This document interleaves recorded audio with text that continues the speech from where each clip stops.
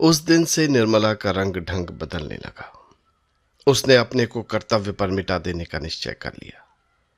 अब तक नैराश्य के संताप में उसने कर्तव्य पर भान ही नहीं दिया था। उसके हृदय में विप्लव की ज्वाला सी दहकती रहती थी, जिसकी असह्य वेदना ने उसे संज्ञाहीन कर रखा था। अब उस वेदना का वेग शांत होने लगा। उसे ज्ञात हुआ कि मेरे जीवन में कोई आनंद नहीं। उसका स्वप्न देखकर मैं क्यों इस जीवन को नष्ट करूं। संसार के सब प्राणी सुख सेज पर ही तो नहीं सोते। मैं भी उन्हीं अभागों में हूं। मुझे भी विधाता ने दुख की गठरी ढोने के लिए चुना है। वो बोझ सिर से उतर नहीं सकता। उसे फेंकना भी चाहूं तो फेंक नहीं सकती। उस कठिन भार से चाहे आंखों में अंधेरा छा जाए, चाहे गर्दन टूटने लगे, चाहे पैर उठना दुश्वार हो जाए, लेकिन गठरी ढोनी पड़ेगी। उम्र भर का कैदी कहां तक रोएगा? और रोए भी तो कौन देखता है? किसे उस पर दया आती है? रोने से काम में हर्ज होने के कारण उसे और यातनाएं ही तो सहनी पड़ती हैं। दूसरे दिन वकील साहब कचहरी से आए तो देखा निर्मला की सहास्य मूर्ति अपने कमरे के द्वार पर खड़ी है। ये अनित्य छवि देखकर उनकी आंखें तृप्त हो गईं। आज बहुत दिनों के बाद उन्हें ये कमल खिला हुआ दिखाई दिया। कमरे में एक बड़ा सा आईना दीवार से लटका हुआ था। आज उसका पर्दा उठा हुआ था। वकील साहब ने कदम रखा तो शीशे पर निगाह पड़ी। अपनी सूरत साथ साथ दिखाई दी। उनके हृदय में चोट सी लग गई। दिन भर के कठिन परिश्रम से मुख की कांति मलिन हो गई थी।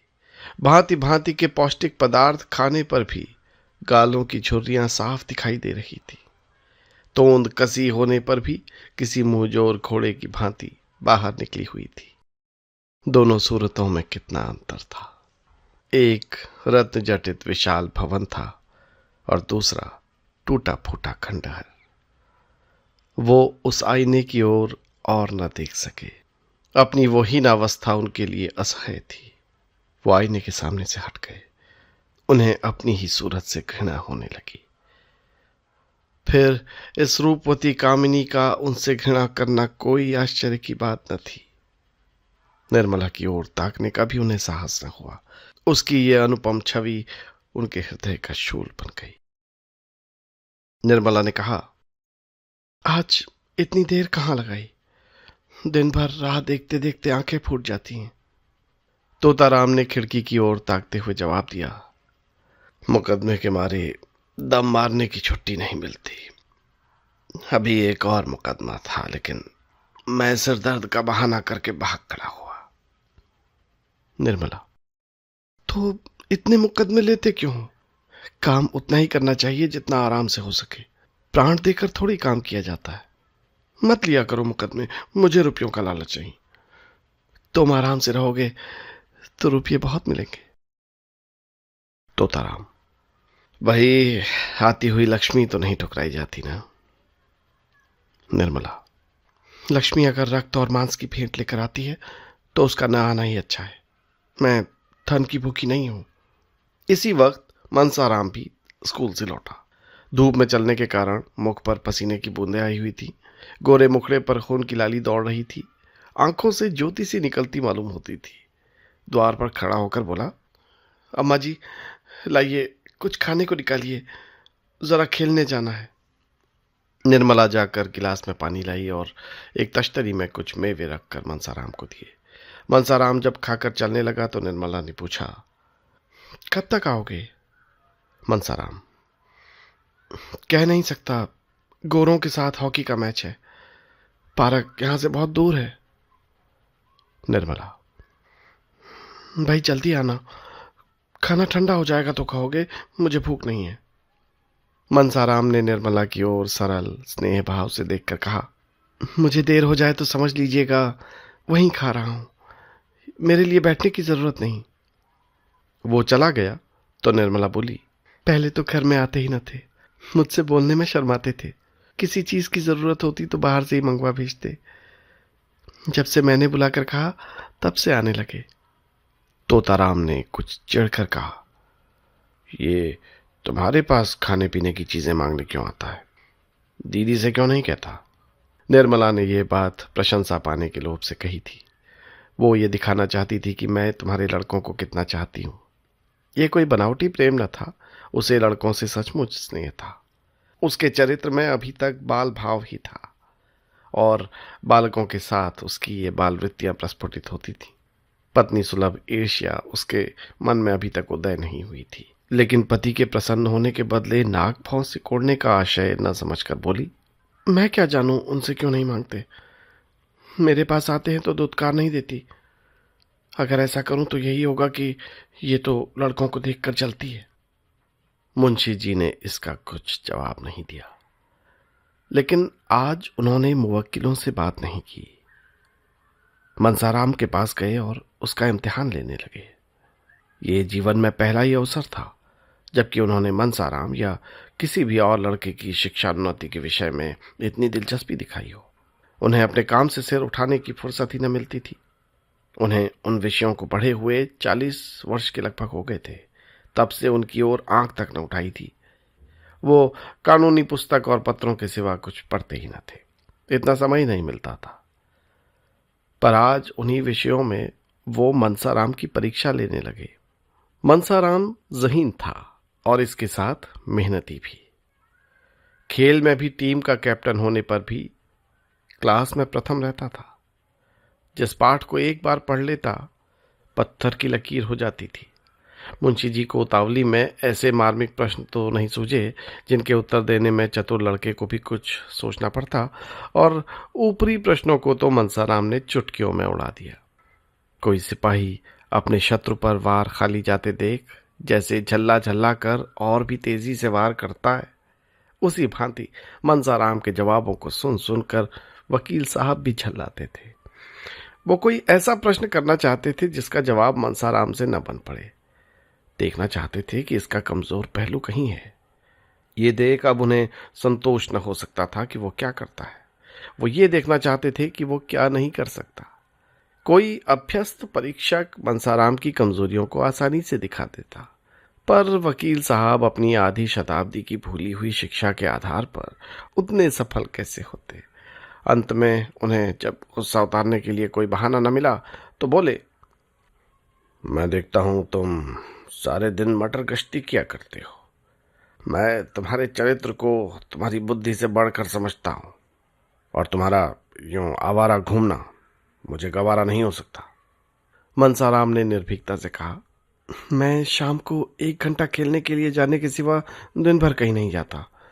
आप अम्मा या बुआ जी से पूछ लीजिए, मुझे इस तरह घूमना पसंद नहीं। हाँ, खेलने के लिए हेडमास्टर साहब आग्रह करके बुलाते हैं, मजबूरन जाना पड़ता है। अगर आपको मेरा खेलने जाना पसंद नहीं है तो कल से नहीं जाऊंगा। मुंशी जी ने देखा कि बातें दूसरे ही रुख पर जा रही हैं, तो तीव्र स्वर में बोले, अच्छा, मुझे इस बात का इत्मीनान क्यों कर हो कि खेलने के सिवा कहीं घूमने नहीं जाते? मैं तो बराबर शिकायत सुनता हूं।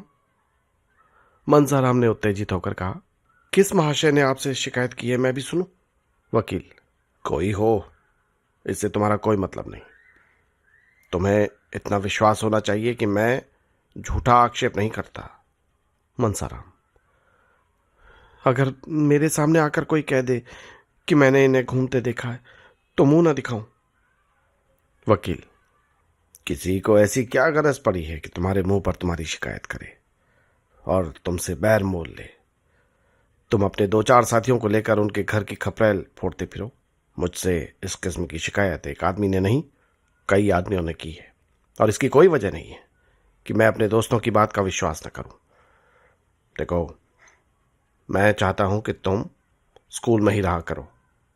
मनसाराम ने मुंह गिराकर कहा, मुझे वहां रहना अच्छा नहीं लगता। मनसाराम छात्रालय में रहने के लिए इच्छुक नहीं था, लेकिन जब मुंशी जी ने यही बात कह दी और इसका कारण पूछा तो वो अपनी झेप मिटाने के लिए प्रसन्न चित्त होकर बोला, नहीं, मुंह क्यों लटकाऊं? मेरे लिए जैसे घर वैसा ही बोर्डिंग हाउस। तकलीफ भी कोई नहीं, और हो भी तो उसे सह सकता हूं। मैं कल से चला जाऊंगा। हाँ, अगर खाली जगह न हुई तो मजबूरी है। तोताराम वकील थे। समझ गए कि ये लौंडा कोई बहाना ढूंढ रहा है जिससे वहां जाना भी न पड़े और कोई इल्जाम भी सिर पर ना आए। बोले, अच्छा जी, सब लड़कों के लिए जगह है, तुम्हारे लिए जगह नहीं होगी? मनसाराम, कितने ही लड़कों को जगह नहीं मिली और बहुत से बाहर किराए के मकानों में पड़े हुए। अभी बोर्डिंग हाउस से एक लड़के का नाम कट गया था, तो पता है 50 अर्जियां उस जगह के लिए आई थी। वकील साहब ने ज्यादा तर्क वितर्क करना उचित न समझा। मनसाराम को कल तैयार रहने की आज्ञा देकर अपनी बग्गी तैयार कराई और सैर करने चले गए।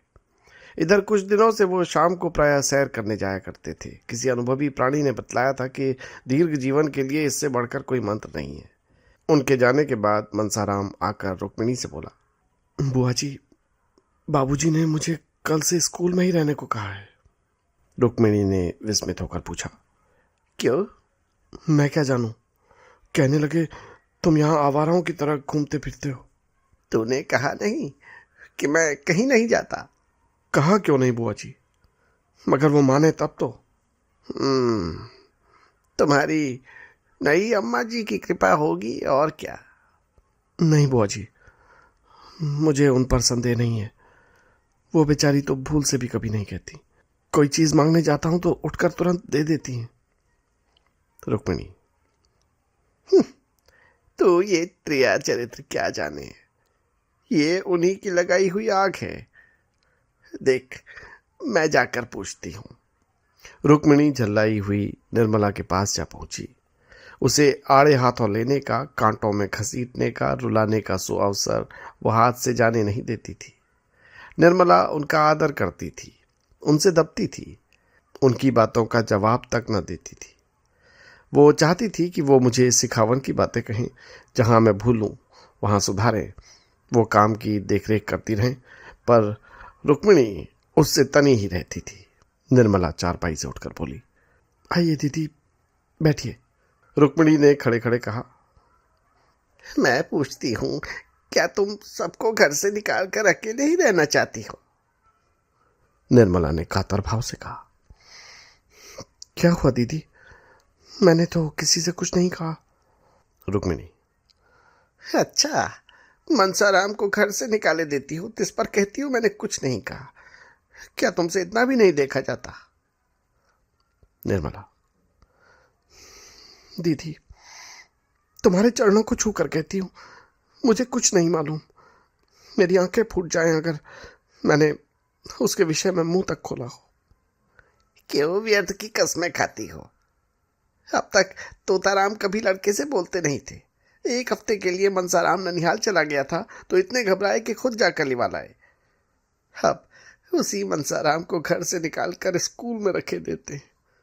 अगर लड़के का बाल भी बांका हुआ तो तुम जानो कि वो कभी बाहर नहीं रहा। उसे न खाने की सुध रहती है न पहनने की, जहां बैठा वही सो जाता है। कहने को तो जवान हो गया पर स्वभाव बालकों का सा है। स्कूल में तो उसका मरण हो जाएगा, वहां किसे फिक्र है कि उसने कुछ खाया कि नहीं। कहीं कपड़े उतारे, कहीं सो रहा। जब घर में ही पूछने वाला नहीं तो बाहर कौन पूछेगा?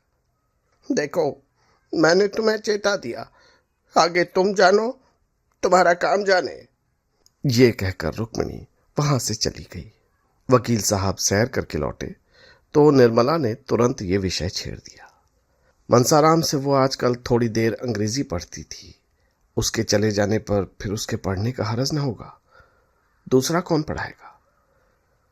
वकील साहब को अब तक ये बात मालूम न थी।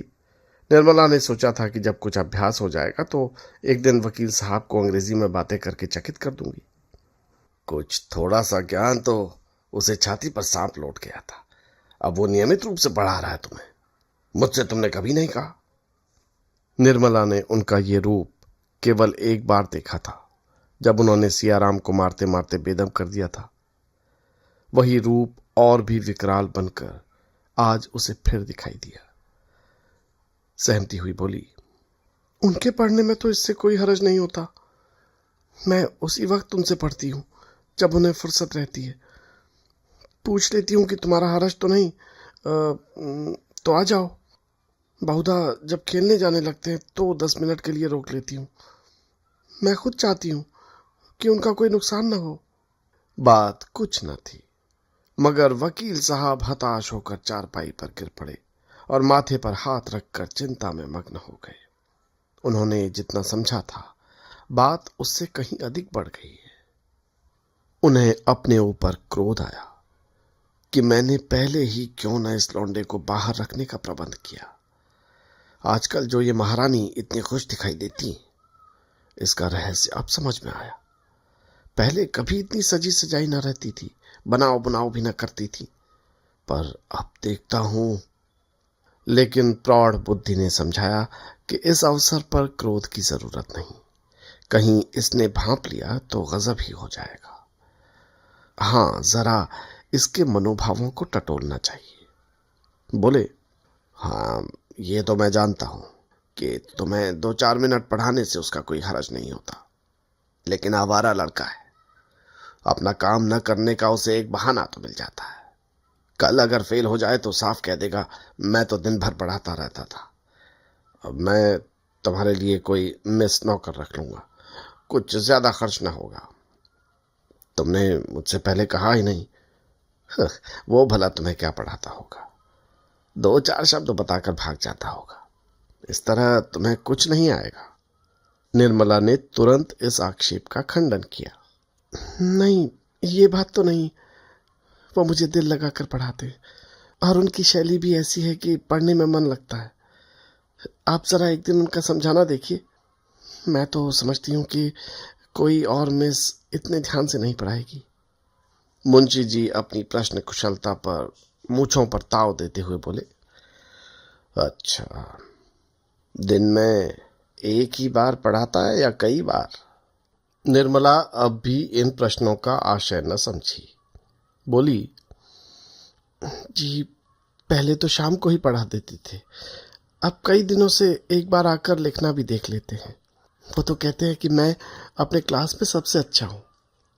अभी परीक्षा में इन्हीं को प्रथम स्थान मिला था। फिर आप कैसे समझते हैं कि उनका पढ़ने में जी नहीं लगता? मैं इसलिए और भी कहती हूँ कि दीदी समझेगी इसी ने आग लगाई है। मुफ्त में मुझे ये ताने सुनने पड़ेंगे। अभी जरा ही देर हुई, धमका कर गई हैं। मुंशी जी ने दिल में कहा, खूब समझता हूं, तुम कल की छोकरी होकर मुझे चराने चली, दीदी का सहारा लेकर अपना मतलब पूरा करना चाहती है। बोले, मैं नहीं समझता कि बोर्डिंग का नाम सुनकर क्यों लौंडे की नानी मरती है। और लड़के तो खुश होते हैं कि अपने दोस्तों में रहेंगे, ये उल्टे रो रहा है। अभी कुछ दिन पहले तक ये दिल लगाकर पढ़ता था। ये उसी मेहनत का नतीजा है कि अपने क्लास में सबसे अच्छा है। लेकिन इधर कुछ दिनों से सैर सपाटे का चस्का चल पड़ा है। अगर अभी से रोकथाम न की गई तो पीछे करते धरते न बन पड़ेगा। मैं तुम्हारे लिए मेस रख लूंगा। दूसरे दिन मुंशी जी प्रातःकाल कपड़े लत्ते पहनकर बाहर निकले। दीवान खाने में कई मुवक्किल बैठे हुए थे। इनमें एक राजा साहब भी थे, जिनसे मुंशी जी को कोई 1000 सालाना मेहनताना मिलता था। मगर मुंशी जी उन्हें वहीं छोड़कर 10 मिनट में आने का वादा करके बग्घी पर बैठकर स्कूल के हेडमास्टर के यहाँ पहुंचे। हेडमास्टर साहब बड़े सज्जन पुरुष थे। वकील साहब का बहुत आदर सत्कार किया, पर उनके यहाँ एक लड़के की जगह भी खाली न थी। सभी कमरे भरे हुए थे। इंस्पेक्टर साहब की कड़ी ताकीद थी कि मुफस्सिल के लड़कों को जगह देकर तब शहर के लड़कों को लिया जाए। इसलिए कोई जगह खाली हुई भी तो भी मनसाराम को नहीं मिल पाएगी, क्योंकि कितने ही बाहरी लड़कों के प्रार्थना पत्र रखे हुए हैं। मुंशी जी वकील थे। रात दिन ऐसे प्राणियों से सबका रहता जो लोभवश असंभव को भी संभव, असाध्य को भी साध्य बना सकते हैं। समझे, शायद कुछ दे दिलाकर काम निकल जाए। दफ्तर के क्लर्क से ढंग की कुछ बातचीत करना चाहिए। पर उसने हंसकर कहा, मुंशी जी, ये कचहरी नहीं स्कूल है। हेडमास्टर साहब के कानों में इसकी भनक भी पड़ गई तो जामे से बाहर हो जाएंगे और मनसाराम को खड़े खड़े निकाल देंगे। संभव है कि अफसरों से शिकायत कर दें। बेचारे मुंशी जी अपना सा मुंह लेकर रह गए। 10 बजते बजते झुंझलाते हुए घर लौटे।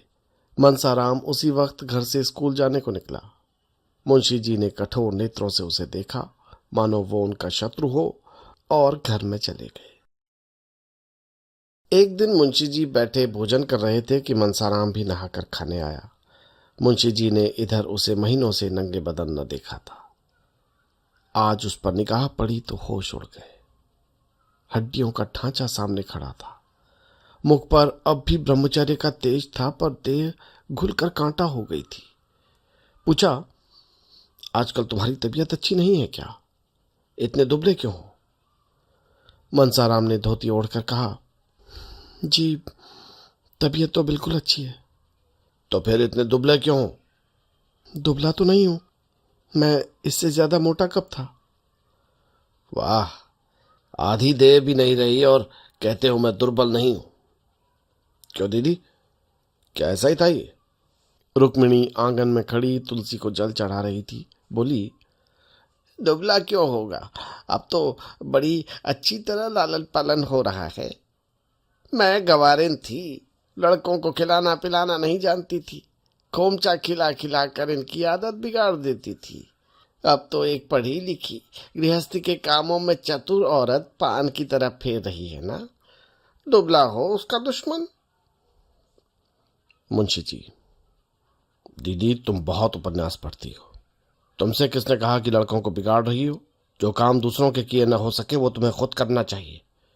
ये नहीं कि घर से कोई नाता ही न रखो। जो अभी खुद लड़की है वो दूसरों की क्या देखभाल करेगी? ये तुम्हारा काम है। रुक्मिणी, जब तक अपना समझती थी करती थी।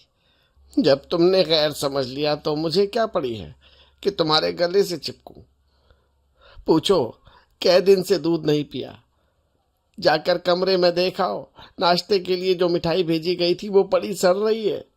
मालकिन समझती हैं मैंने तो खाने का सामान रख दिया, कोई खाए या न खाए। कोई न खाए तो क्या मैं मुंह में डाल दूं?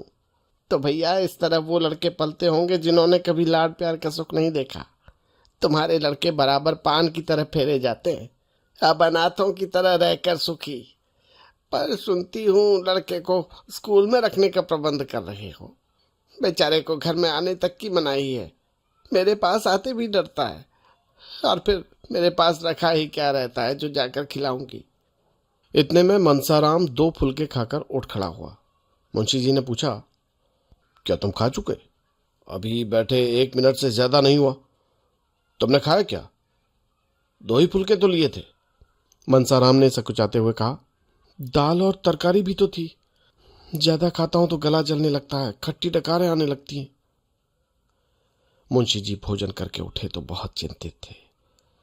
अगर लड़का यूं ही दुबला होता गया तो उसे कोई भयंकर रोग पकड़ लेगा।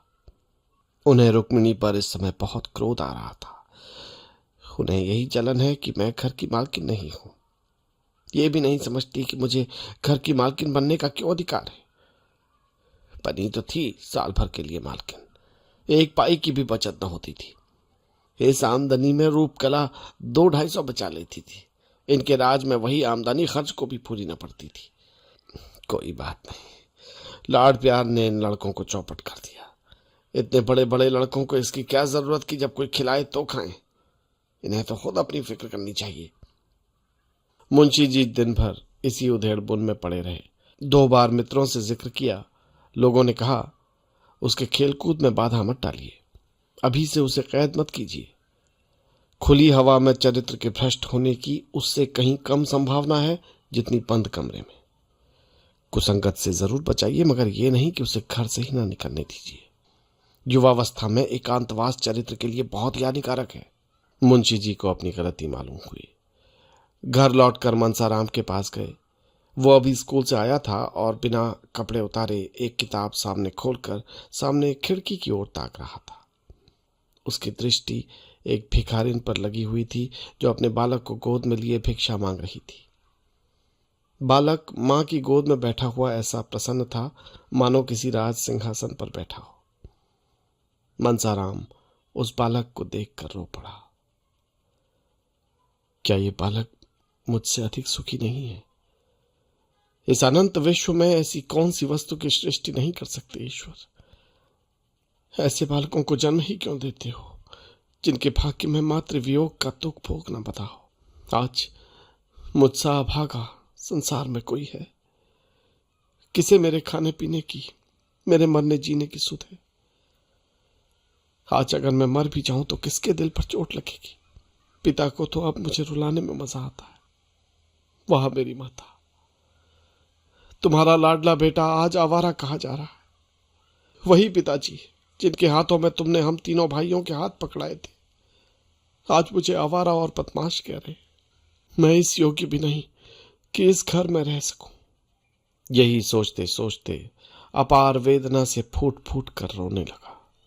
उसी समय तोताराम कमरे में आकर खड़े हो गए। बंसाराम ने चटपट आंसू पोंछ डाले और सिर झुकाकर खड़ा हो गया। मुंशी जी ने शायद ये पहली बार उसके कमरे में कदम रखा था। बंसाराम का दिल थड़ थड़ करने लगा कि देखें आज क्या आफत आती है। मुंशी जी ने उसे रोते देखा तो एक क्षण के लिए उनका वात्सल्य घोर निद्रा से चौंक पड़ा। घबरा कर बोले, क्या हुआ? रोते क्यों हो बेटा?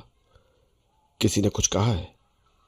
बंसाराम ने बड़ी मुश्किल से उमड़ते हुए आंसुओं को रोककर कहा, जी नहीं, रोता नहीं हूं। मुंशी जी, तुम्हारी अम्मा ने तो कुछ नहीं कहा? बंसाराम, जी नहीं, वो तो मुझसे बोलती नहीं। मुंशी जी, क्या करूं बेटा, शादी तो इसलिए की थी कि बच्चों को मां मिल जाएगी, लेकिन ये आशा पूरी नहीं हुई।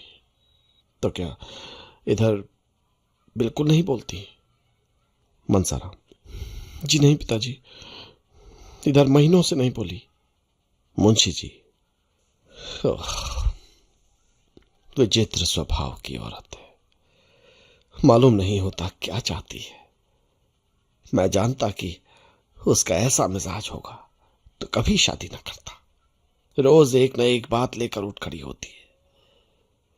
उसी ने मुझसे कहा था कि ये दिन भर न जाने कहां गायब रहता है। मैं उसके दिल की बात क्या जानता था।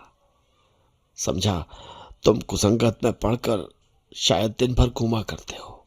बेटा, कौन ऐसा पिता है जिसे अपने प्यारे पुत्र को आवारा फिरते देखकर रंज न हो। इसलिए मैंने तुम्हें बोर्डिंग हाउस में रखने का निश्चय किया, और कोई बात नहीं थी बेटा। मैं तुम्हारा खेलना कूदना बंद नहीं करना चाहता था। तुम्हारी माता छोड़कर चली गई तो मैं तो हूं। बालक का सरल निष्कपट हृदय पितृ प्रेम में पुलकित हो उठा। मालूम हुआ कि साक्षात भगवान खड़े हैं।